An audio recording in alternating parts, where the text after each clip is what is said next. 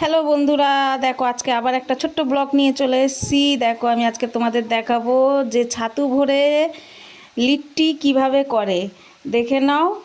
আর আমরা মানে দূরে কোথাও গেলে পরে এটা তোমরা ভালোভাবে বানিয়ে নিয়ে তোমরা যেতে পারো, নষ্ট হবে না, কিচ্ছু হবে না, খুব সুন্দরভাবে থাকবে। ঠিক জিনিসটা খাস্তা কচুরির মতন হয়, বুঝেছো? আর দেখেছো আমি বেসনে মানে সরি ছাতুর মধ্যে কি কি দিলাম।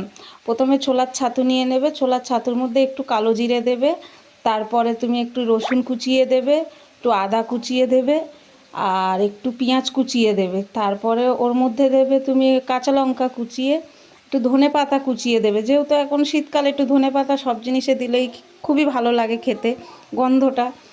আর আমার কাছে এখন লেবুটা নেই, তাই লেবুটা আমি দিইনি, কিন্তু একটা লেবুর হাফ অবশ্যই ওর মধ্যে গেড়ে দেবে। লেবুটা দিলে পরে টেস্ট আরও ভালো হয়। এবার নুন স্বাদ অনুযায়ী। আর দেখো আমি আগেই মানে আটা মেখে গোলা করে রেখে দিয়েছি। এটার মধ্যে আমি এই ছাতুর পুরটা ভরবো, ভরে আর আমি এটাকে মানে রিফাইন তেলে, সাদা তেলে ভালো করে ছাকা তেলে ভাজবো। খুব বেশি তেল লাগে না, অল্প তেলে হয়ে যায়।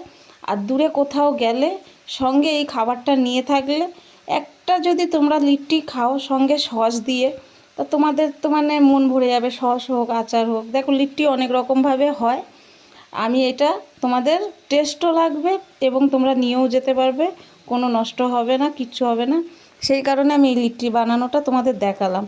তা লিট্টিটা অনেকেই হয়তো বানাতে পারে, আমি কিরম বানিয়েছি বা কিরম বানাচ্ছি আমারটা একটু অন্য রকম। তা তোমরা দেখো, দেখে আমাকে কমেন্টে জানিও। আর সস দিয়ে অবশ্যই খেয়ে আর টেস্ট কেমন হয়েছে বলো।